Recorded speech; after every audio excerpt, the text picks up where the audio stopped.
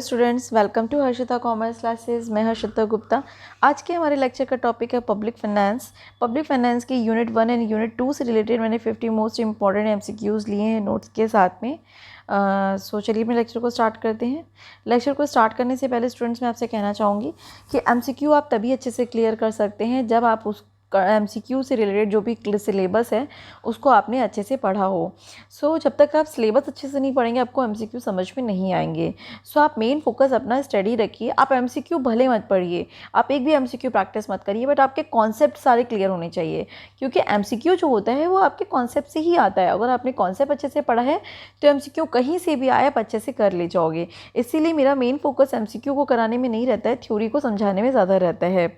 ठीक है, सो चलिए अपने लेक्चर को स्टार्ट करते हैं। यूनिट 1 एंड यूनिट 2 का कंटेंट जितना भी है जिससे रिलेटेड मैंने एमसीक्यू लिए हुए हैं स्टूडेंट, वो मैंने यहाँ पे लिख रखा है, आप देख सकते हैं स्क्रीन पे। यहाँ पे पब्लिक फाइनेंस के बारे में इस पहले में है और दूसरे में पब्लिक एक्सपेंडिचर के बारे में है। ठीक है, सो जिनका भी कल पेपर है स्टूडेंट्स, इसको आप प्रिपेयर कर सकते हैं। इसके अलावा मैं एक और वीडियो भी अपलोड करूँगी यूनिट 3 और यूनिट 4 से रिलेटेड, ताकि आपके जो एमसीक्यू जो इंपॉर्टेंट टॉपिक्स हैं वो कवर अप हो जाएँ और आपकी पेपर की प्रिपरेशन अच्छे से हो जाए। स्टूडेंट्स, अगर आपके लिए मेरी वीडियोस जो हैं वो अगर हेल्पफुल हैं तो प्लीज़ इसको देखते ही समय आप लाइक कर दिया करिए, सब्सक्राइब करिए मेरे चैनल को और अपने फ्रेंड्स को शेयर करिए ताकि उनका भी पेपर अच्छा हो। चलिए अपने लेक्चर को स्टार्ट करते हैं। देखिए, आज सबसे पहले मैं थोड़ा सा कंटेंट डिस्कस कर लेती हूँ, उसके बाद मैं आपसे एमसीक्यू डिस्कस करूँगी। आपको जैसे कि पता है कि पब्लिक फाइनेंस क्या होता है। पब्लिक का यहाँ पे मतलब पब्लिक अथॉरिटी से होता है। Public authority in the sense कि गवर्नमेंट चाहे आपकी सेंट्रल गवर्नमेंट हो, लोकल गवर्नमेंट हो, स्टेट गवर्नमेंट हो। फाइनेंस का मतलब होता है कि manage the income and expenditure. ठीक है, सो अगर हम लोग गवर्नमेंट के पब्लिक इनकम एंड एक्सपेंडिचर को मैनेज करते हैं, that is called a public finance. So public finance यहाँ पे देखिए मीनिंग में लिख रखा है, deals with the finance of the public bodies. Public bodies कौन सी होती है? National, local, state. या यहाँ पे पब्लिक का मतलब पब्लिक से नहीं है, पब्लिक का मतलब यहाँ पे लोकल बॉडीज से है, अथॉरिटी से है। ठीक है, जितनी भी हमारे गवर्नमेंट अथॉरिटीज़ होती हैं उनसे होता है। सो ये स्टडी करता है। ओके, डेल्टन याद रखिएगा, डेल्टन ये वो राइटर हैं। ज़्यादातर पब्लिक फाइनेंस ने जो भी डिस्कवर किया है, जो भी इस्टेब्लिश किया है, वो इनके थ्रू ही हुआ है मैक्सिमम चीज़ें। सो अगर कोई भी एमसीक्यू ऐसा है जिसमें ऑथर नेम पूछे और आपको कुछ भी समझ में ना आए, वैसे तो हालांकि आपको याद रहना चाहिए कि किस चीज़ से रिलेटेड कौन से ऑथर हैं, बट अगर आपको समझ में नहीं आता है तो आप डेल्टन लगा सकते हो, क्योंकि मैक्सिमम केस में डेल्टन ही है। ठीक है, so principal of public finance 1992 में जो पब्लिश हुई थी उसको डेल्टन ने लिखा था। डेल्टन का पूरा नाम है। पब्लिक फाइनेंस डील करता है income and expenditure of the government authority and principal problems policies relating to this matter. अब हम बात करते हैं पब्लिक फाइनेंस में सब्जेक्ट मैटर क्या क्या होते हैं। ये भी ध्यान रखिएगा, इस पर भी स्टूडेंट्स आपसे एमसीक्यू पूछा सकता है कि सब्जेक्ट मैटर में क्या क्या चीज़ें इंक्लूड होती हैं। Public revenue, public expenditure. देखिए, पब्लिक फाइनेंस में जो भी हम बात करेंगे वो गवर्नमेंट से रिलेटेड ही हम बात करेंगे। पब्लिक रिवेन्यू की बात हो रही है, मतलब गवर्नमेंट की क्या रिवेन्यू है। पब्लिक एक्सपेंडिचर, गवर्नमेंट की एक्सपेंडिचर। ठीक है, पब्लिक डेप्ट, financial administration, economic stabilisation and federal finance, ये सब्जेक्ट मैटर्स हैं। ठीक है, थोड़ा सा हम ब्रीफ में समझा देते हैं। पब्लिक रिवेन्यू का मतलब होता है इनकम, रिवेन्यू का मतलब होता है इनकम। अनपब्लिक का मतलब हो गया जो पब्लिक अथॉरिटीज़ हैं हमारी, उनको पब्लिक बॉडीज़ हैं, उनको कहाँ कहाँ से इनकम हो रही है। तो मेन सोर्स ऑफ इनकम जो होता है स्टूडेंट ध्यान रखिएगा, वो टैक्सेशन होता है। टैक्सेशन से गवर्नमेंट को इनकम होती है। टैक्सेशन 2 टाइप के टैक्सेशन होते हैं, डायरेक्ट और इनडायरेक्ट टैक्सेस। सबसे ज़्यादा जो इनकम गवर्नमेंट को होती है वो डायरेक्ट टैक्स से होती है और इनडायरेक्ट टैक्स से भी होती है। वो हम आपसे 3rd यूनिट में डिस्कस करेंगे, क्योंकि 3rd यूनिट का पार्ट है। पब्लिक एक्सपेंडिचर जो होता है वो deal with the principal and problem relating to the allocation of the public expending. मतलब गवर्नमेंट क्या करती है, देखिए हमसे गवर्नमेंट जो है वो पब्लिक रिवेन्यू कलेक्ट करती है और उसको क्या करती है, पब्लिक एक्सपेंडिचर मतलब वो मेंटेनेंस में, ठीक है, बहुत सारे एक्सपेंडिचर करती है, जैसे कि स्ट्रीट लाइट हो गया, कोर्ट का हो गया, ठीक है, बहुत सारे रोड बनाना जैसे आपका हो गया। सो ये सब चीज़ें क्या होती है, पब्लिक एक्सपेंडिचर में हमारी काउंट होती हैं। पब्लिक डेप्ट क्या होता है? डेप्ट का मतलब क्या होता है, जब किसी के भी इनकम से ज़्यादा उसके एक्सपेंडिचर्स होते हैं, तो जब expenditure is greater than income, so public डेप्ट हो जाता है। मतलब जितना भी डिफरेंस होता है, डेप्ट जितना ज़्यादा होगा एक्सपेंडिचर जितना ज़्यादा होगा, डेप्ट हमारा भी उतना ही ज़्यादा होगा। तो गवर्नमेंट क्या क्या करती है, डेप्ट को जो है वो मैनेज करने की कोशिश करती है। So method of repayment and management of the public डेप्ट। फाइनेंशियल एडमिनिस्ट्रेशन क्या होता है? एडमिनिस्ट्रेशन का मतलब होता है कि जो गवर्नमेंट का जो भी काम है वो कौन देखता है।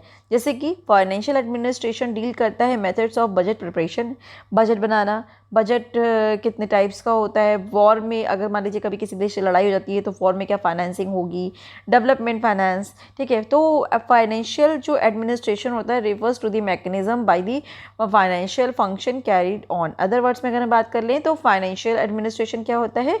Study organising and disturbing the finance of the states, ठीक है। सो इसमें पूरा क्या होता है, जो लोग मैनेज करते हैं उनके बारे में सारी डिटेल्स होती हैं। इकोनॉमिक स्टेबलाइजेशन एंड ग्रोथ का क्या मतलब होता है? इकोनॉमिक स्टेबलाइजेशन का मतलब होता है कि हम लोग public revenue and public expenditure को इस तरीके से यूज़ करें कि जो stability in the level of price वो बनी रहे। कभी भी inflationary as well as deflationary जो प्रेशर होता है उसकी स्टडी इसमें होती है। मतलब इस तरीके से गवर्नमेंट को पॉलिसी बनानी चाहिए कि फुल एम्प्लॉयमेंट रहे, optimum use of the resources हो, इक्विटेबल डिस्ट्रीब्यूशन ऑफ इनकम हो। सो इन सब चीज़ों की जो स्टडी होती है वो इकोनॉमिक स्टेबलाइजेशन एंड ग्रोथ में होती है। अब हम बात कर लेते हैं students principle of maximum social advantage. This is very very important. इस टॉपिक से आपको 2 से 3 MCQ मिलेंगे। सबसे पहले आप तो ये ध्यान रखिए कि जो principle of maximum social advantage है उसको एक्सप्लेन किया था ह्यूज डेल्टन ने, तो ये आपको नाम याद रखना, ये वेरी वेरी इंपॉर्टेंट है। So principle of maximum social advantage are applied to determine whether the tax or the expenditure has proved to be the optimum benefits, ठीक है। and the principle of social maximum advantage principle is called principle of public finance. इसको हम principal of public finance भी कहते हैं, तो ये आपको ध्यान रखना है। Principle of maximum social advantage का क्या मतलब होता है कि देखिए सिंपल सी बात है। अब सबसे पहले थोड़ा सा इससे कंटेंट और डिस्कस कर लेते हैं। इसकी जो अजम्पशंस हैं स्टूडेंट्स वो ध्यान रखिएगा। अजम्पशन से भी आपके MCQ पूछा जा सकता है कि पब्लिक, एक तो सबसे पहली चीज़ है कि public revenue consist only the tax. Public revenue में क्या होता है, गवर्नमेंट हमसे टैक्स कलेक्ट करती है। गवर्नमेंट हमसे जब टैक्स कलेक्ट करती है तो हम सेक्रीफाइस करते हैं, क्योंकि टैक्स जब भी हमसे लिया जाता है तो टैक्स के बदले में हमें कुछ मिलता नहीं है ना। बट गवर्नमेंट क्या करती है, पब्लिक एक्सपेंडिचर करती है जिससे सोशल बेनिफिट्स होते हैं। अब भाई मान लीजिए कि किसी शहर, किसी गांव में रोड बन गई तो लोगों को वहाँ हमें आराम हो जाएगी ट्रांसपोर्टेशन की, ठीक है। तो वो क्या होता है, पब्लिक एक्सपेंडिचर, जहाँ पे हमें सोशल बेनिफिट होता है। वहाँ पे हमें कुछ नहीं खर्च करना है बट हमको बेनिफिट मिलता है। हमको वहाँ भाई अब ट्रांसपोर्टेशन अच्छा हो गया तो कनेक्टिविटी अच्छी हो गई, ठीक है। सो अब डेल्टन ने बताया कि जो मैक्सिमम सोशल एडवांटेज होता है वो पॉइंट होता है where the marginal social sacrifice, जिसको हम MSS कहते हैं, of the taxation is equal to the marginal social benefit MSB equal. मतलब social advantage, maximum social advantage उस पॉइंट पे होगा जहाँ पे जो हम सेक्रीफाइस कर रहे हैं। मान लीजिए टैक्स के रूप में हमने 10 रुपये सरकार को दिए, उसके बदले में हमें कुछ नहीं मिला, बट हम मान लीजिए जिस सड़क पे जा रहे हैं वहाँ पे लाइट नहीं है, गवर्नमेंट ने लाइट लगवा दी तो हमें जाने में आसानी हो गई। तो जो हमने सेक्रीफाइस किया है और गवर्नमेंट जो हमें सोशल बेनिफिट दे रही है वो एक दूसरे के बराबर हो गए। तो वही क्या होता है, वो पॉइंट होता है जहाँ पे हमको मैक्सिमम सोशल एडवांटेज होता है। इसको हम लोग लीस्ट एग्रीगेट सोशल सेक्रीफाइस भी कहते हैं। ध्यान रखिएगा, ये आपसे पूछा जा सकता है। Least aggregate social sacrifice is also be known as maximum social advantage, ठीक है। Musgrave called Dalton principle. Musgrave ने भी डेल्टन प्रिंसिपल को डिफाइन किया था कि maximum welfare principle of budget determination. Musgrave ने डेल्टन के प्रिंसिपल को डिफाइन करके उसको बताया maximum welfare principle of budget determination. उसमें इन्होंने नेट सोशल बेनिफिट्स और नेट सोशल सेक्रीफाइस के बारे में बात की थी। तो ये मसग्रेव का पॉइंट है, ये ध्यान रखिएगा। मसग्रेव का पॉइंट कहाँ पे अलग हो गया, इन्होंने बात की maximum welfare principle of budget determination. अब हम बात कर लेते हैं स्टूडेंट्स की पब्लिक एक्सपेंडिचर क्या होता है। पब्लिक एक्सपेंडिचर जो भी सरकार खर्चे करती है, मेट्रो बनवाना, रोड बनवाना, जो स्ट्रीट लाइट है वो लगवाना, किसी भी तरीके के गवर्नमेंट मान लीजिए कोर्ट बनवा रही है, ठीक है। अब जैसे कि हम बात करें कि लखनऊ में देखिए हाई कोर्ट बना, तो ये भी एक तरीके से क्या है, पब्लिक एक्सपेंडिचर है। Social security, education, development, health, irrigation, canal, ठीक है। तो इन सब बिल्डिंग्स पे, रोड्स पे जो भी एक्सपेंडिचर होती है उसको हम लोग पब्लिक एक्सपेंडिचर कहते हैं। जो एक्सपेंडिचर होता है स्टूडेंट ध्यान रखिएगा, मेनली वो 2 रीजंस की वजह से होता है। Economic activity of the state has be increase, ठीक है, इससे क्या होता है, इकोनॉमिक एक्टिविटी स्टेट की इंक्रीज होती है, and nature and volume of the public expenditure have greatly affected the economic life of the country in the different manner. इससे क्या होता है, हमारी जो इकोनॉमिक लाइफ होती है वो भी जो है वो इफेक्टिव होती है। सो अगर हम बात कर लेते हैं स्टूडेंट्स, इसको हम लोग देखिए प्रिंसिपल ऑफ लीस्ट इंटरफेरेंस, जिसको हम लोग कहते हैं the government is the best which is expand the least, मतलब ये प्रिंसिपल होता है गवर्नमेंट एक्सपेंडिचर का कि गवर्नमेंट कम से कम खर्च करे बट उसका जो रिजल्ट हो वो बहुत ही अच्छा हो, ठीक है। सो जस्टिस पॉलिसी एंड आर्म्स, उसमें इसमें बताया गया फंक्शन के बारे में। वेल्थ ऑफ नेशन जो है 1776 में एडम स्मिथ ने प्रोवाइड की थी और उसमें इन्होंने ड्यूटीज़ को बताया था, तो ये भी आपको थोड़ा सा ध्यान रखना है। पब्लिक एक्सपेंडिचर में अब ये चीज़ आपको ध्यान रखनी है, इससे आपसे एमसीक्यू पूछा जा सकता है, ये वाला पॉइंट, ठीक है। देख लेते हैं क्या है।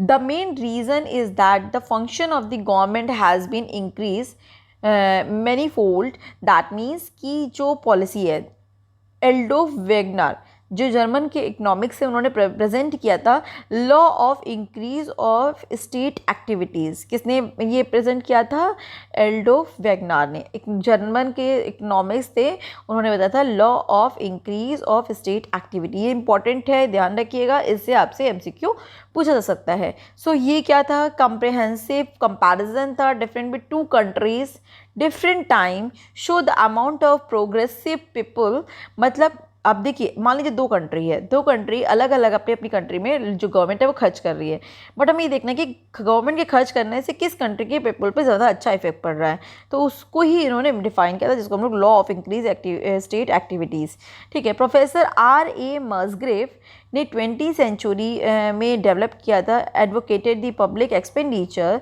उन्होंने इसकी 4 एक्टिविटीज़ बताई थी।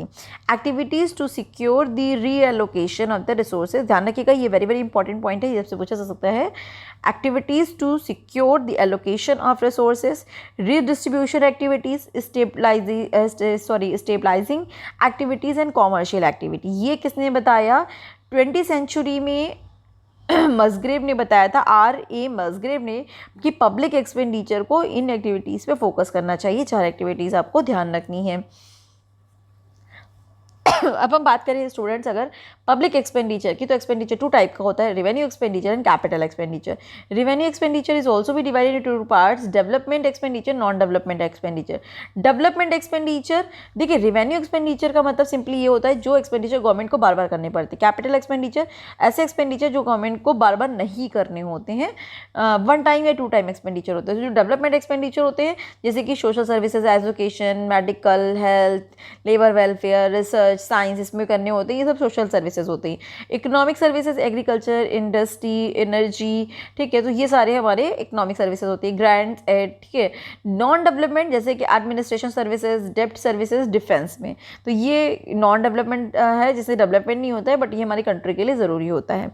बात कर लेते हैं कैपिटल एक्सपेंडिचर की, तो development outlay, non development outlay, loan and advance, discharge of the debts, ठीक है, तो ये इंक्लूड किया जाता है।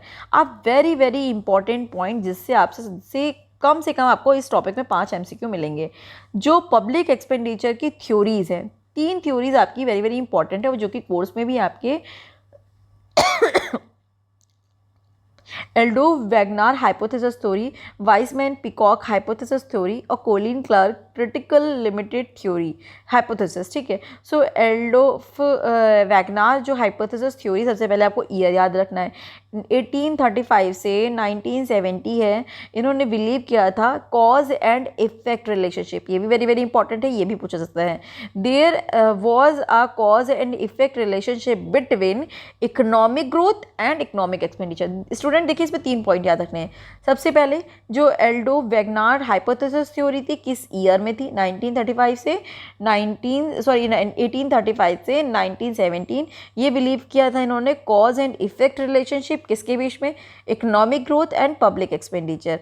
जो हाइपोथेसिस है, hypothesis of law increasing state activities, देखिए ये वेरी वेरी इंपॉर्टेंट पैरा है, इसलिए मैंने इसको लिया है। This hypothesis of law of increasing state activity, the per capita income and output increase in industrialized country, ये आपको ध्यान रखना है. And the public expenditure those countries necessarily grow as the proportion to the total economic activity. So ये इनका basically phenomena था, तो आपको ये पॉइंट याद रखना है. अगर हम कंपैरिजन की बात कर लें कि एक्सप्लेनेशन की, तो comprehensive comparison of the different countries and the different time show that among progressive people, जैसे कि हमने आपको बताया कि विच with which alone we are considered as increase regularly take a place in the activity of the both central government and local government, and the increase in the both extensive and intensive the central government local government consistently undertake new function while they perform both old and new function more effectively and completely. So ये आपको याद रखना है, इससे आपको 1 से 2 MCQ तो मिलेगा ही मिलेगा. जो law of increasing state activity है, ये क्या एक्सप्लेन करता है? Per capita income and output increase in industrialised country. ठीक है. सो अब नेक्स्ट हम लोग बात कर लेते हैं students, Wiseman Peacock hypothesis theory. सबसे पहले Wiseman Peacock hypothesis theory does not increase in the smooth and continuous manner. ये कंटिन्यूअस मैनर में इंक्रीज और वो नहीं है. So increase of the public expenditure over the time has occurred in the step like manner. देखिए होता क्या है कि जो पब्लिक एक्सपेंडिचर है इंक्रीज़ होते हैं, एक टाइम के बाद वो इंक्रीज़ होते रहते हैं, बट एक स्टेप लाइक मैनर में इंक्रीज़ होते हैं. So study the experience of the UK for the circular period 1890 से 1995. इस थ्योरी को बेसिकली यूके पे स्टडी किया गया था, जो पीरियड था यहाँ पे मेंशन है. And the expenditure they studied the fluctuation in the government expenditure over a time. मतलब गवर्नमेंट के एक्सपेंडिचर्स में फ्लैक्चुएशन होता है over a period of time. And the general approach of this hypothesis refers to the 3 related concept. ये आपको concept याद रखना है. वाइसमैन पिकॉक थ्योरी से रिलेटेड 3 कॉन्सेप्ट है: displacement effect, inspection effect and concentration effect. ठीक है. इसमें 3 चीज़ों को इन्होंने कलेक्ट किया था, मतलब इंक्लूड किया था. The movement of the older level of the expenditure and taxation to a new and higher level is called displacement effect. ठीक है. अगर हम बात कर ले इंस्पेक्शन इफेक्ट क्या होता है, सो वॉर के टाइम पे या फिर सोशल डिस्टर्बेंस के टाइम पे जो पीपल और गवर्नमेंट के बीच में जो सोल्यूशन ऑफ प्रॉब्लम फाइंड जो होती है, निगलेशन होता है, उसको हम लोग कहते हैं इंस्पेक्शन इफेक्ट. अगर हम लोग बात कर ले स्टूडेंट्स की कंसंट्रेशन इफेक्ट क्या होता है, सो न्यू ऑब्लिगेशन इम्पोज्ड, यहाँ पे देखिए उसी के बारे में बात किया गया है. So new obligation imposed on the state and perform the increase डेप्ट increase and war pension. So उसको हम लोग कहते हैं कंसंट्रेशन इफेक्ट. तो 3 इफेक्ट इसके अंदर स्टडी किया गया है. अगर हम लोग बात कर ले नेक्स्ट थ्योरी की, तो क्रिटिकल लिमिट हाइपोथेसिस थ्योरी को कॉलिन क्लर्क ने दिया था. ये आपको सबसे पहले नाम याद रखना है, ये किसने डेवलप की थी? सेकेंड वर्ल्ड वॉर के बाद डेवलप हुई थी. एंड इसमें इस पर कॉन्सेंट्रेशन किसका था? Tolerance of the level of taxation, कि किस तरीके से हम टैक्सेशन के लेवल को टॉलरेट करते हैं. The maximum limit of the tolerance, मतलब हम लोग कितना टॉलरेट कर सकते हैं? 25% ऑफ GNP, मतलब ग्रॉस नेशनल प्रोडक्ट का 25% हम टॉलरेंस कर सकते हैं. इससे ज़्यादा हम गवर्नमेंट के अगर टैक्सेशन बढ़ाती है तो हम टॉलरेंस नहीं करेंगे. ठीक है. So when the share of the government expenditures exceed 25% in the GDP, inflation occurs even the balance budget. तो हमें क्या हो जाएगा? अगर गवर्नमेंट जो है वो इससे ज़्यादा खर्च करेगी तो इन्फ्लेशन आ जाएगा. यह आपको ध्यान रखना है. स्टूडेंट की 3 थ्योरी वेरी वेरी इंपॉर्टेंट है, इसको आप ध्यान रखिएगा. नेक्स्ट है हमारा canon of public expenditure. Canon का मतलब क्या होता है? प्रिंसिपल से होता है कि पब्लिक एक्सपेंडिचर, ऐसा नहीं कि गवर्नमेंट ने कभी भी कोई भी एक्सपेंडिचर कर लिया, उसके लिए कुछ प्रिंसिपल्स बने जो जबकि गवर्नमेंट को जब भी गवर्नमेंट एक्सपेंडिचर करेगी तो उसको हमेशा ये प्रिंसिपल्स ध्यान में रखने पड़ेंगे.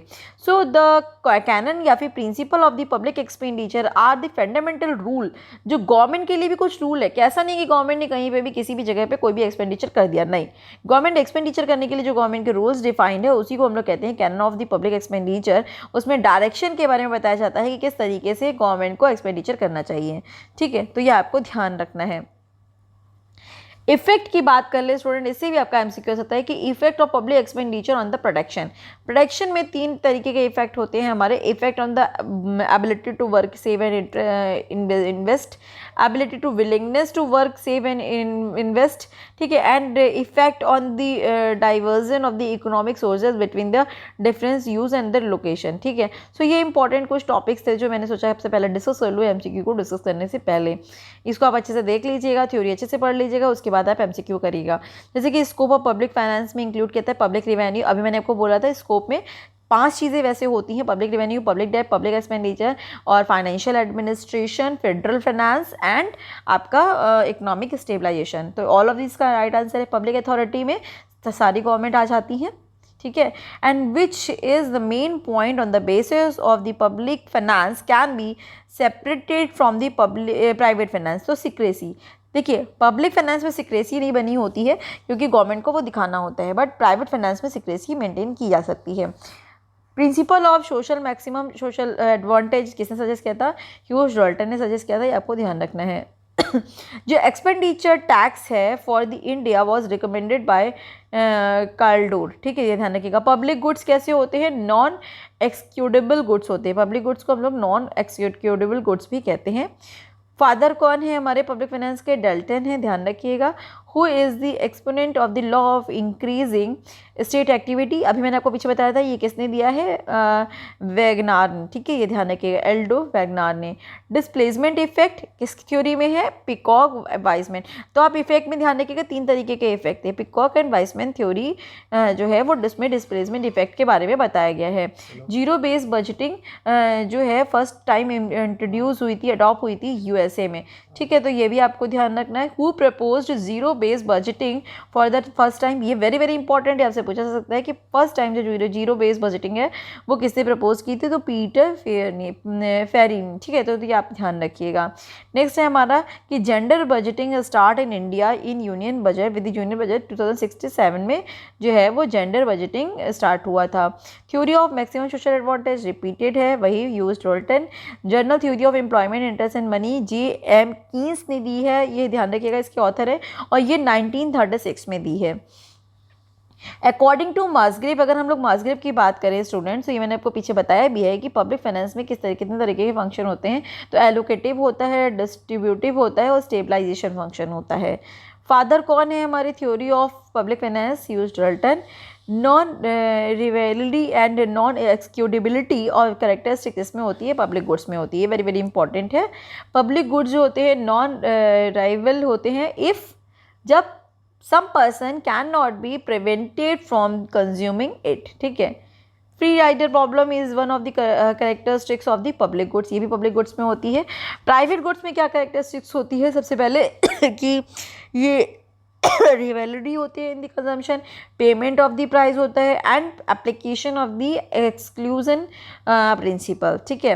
अगर पिकॉक वाइसमैन हाइपोथेसिस की बात करें कि support in the strong manner to the possible, so upward trend in the public expenditure को सपोर्ट करता है। The theory of physical policy derives from, कहाँ से ड्राइव हुई है? प्रिंसिपल ऑफ साउंड फाइनेंस, ठीक है। अगर फिजिकल फेडरलिज्म की बात करें तो ये क्या होता है? फिजिकल फेडरलिज्म जो होता है वो हमारा होता है division of economic function and resources among different layers of government, ठीक है। Principle of sound finance refers किसको करता है? Revenue expenditure balanced at minimum level, ठीक है। प्राइवेट गुड्स की अगर हम स्टूडेंट्स बात करें तो प्राइवेट गुड्स में ये देखिए रिपीटेड है, अभी मैंने पीछे डिस्कस किया है, ये वही क्वेश्चन है, रिपीट हो गया है। एंड नेक्स्ट हमारा है the most important aim of the physical policy in the developing country. तो डेवलपिंग कंट्री में फिजिकल पॉलिसी का मेन एम क्या होता है? इकोनॉमिक डेवलपमेंट होना। प्राइवेट गुड्स, पब्लिक गुड्स की बात करें, पब्लिक गुड्स ये भी रिपीटेड है, सॉरी ये रिपीटेड हो गया है। नेक्स्ट हम लोग ले लेते हैं which of the following is measure the physical policy. Physical policy को हम किसके थ्रू मेजर करते हैं? पब्लिक एक्सपेंडिचर के थ्रू करते हैं। Social maximum social advantage achieve करने के लिए इक्विलिब्रियम पॉइंट क्या होता है? जहाँ पे जो मैक्सिमम सोशल सेक्रीफाइसेस होते हैं वो इक्वल होते हैं मैक्सिमम सोशल बेनिफिट के, तो ये आपको ध्यान रखना है। अगर हम बात करें कि physical policy is a policy of, ये किसकी पॉलिसी होती है, गवर्नमेंट की पॉलिसी होती है, ठीक है। एंड पब्लिक फाइनेंस शिफ्टिंग किस में होती है, पब्लिक फाइनेंस में क्या होता है स्टूडेंट्स की shifting of the tax burden from one person to the another person. So important जो भी एमसीक्यूज थे वो मैंने ले लिए। बेसिकली आपको स्टूडेंट ध्यान रखिएगा इस कोर्स में आपको हाँ बजटिंग का आपका zero based budgeting and performance based budgeting से भी पूछा जा सकता है। बाकी जो इंपॉर्टेंट चीज़ें थी वो मैंने ले ली हैं, आप इसके थ्रू अपने एमसीक्यूज को प्रिपेयर कर सकते हैं। सो आज के लिए इतना ही। अगर आपको वीडियो अच्छा लगे तो प्लीज़ लाइक करिए, सब्सक्राइब करिए एंड मेरे चैनल को शेयर ज़रूर करिए अपने फ्रेंड्स में, ताकि उनका भी पेपर आपके के लिए अच्छा हो। एंड ऑल द बेस्ट आपके एग्ज़ाम के लिए। अभी मैं एक और वीडियो आपकी बनाऊंगी यूनिट 3 और यूनिट 4 से रिलेटेड, ठीक है। तो आप लोग परेशान मत होइए, आपका पेपर बहुत अच्छा होगा। बट हम जब भी आप क्वेश्चन करेंगे ना तो आपको क्वेश्चन को ध्यान से रीड करना है एंड आपको आंसर्स को रिलेट करना है। जो रिलेट नहीं हो रहे हैं आप उनको हटाते जाइए तो ऑटोमेटिकली आपका सही आंसर आ जाएगा। ओके स्टूडेंट्स, ज़्यादातर मेरे चैनल को सब्सक्राइब करिए, लाइक करिए एंड शेयर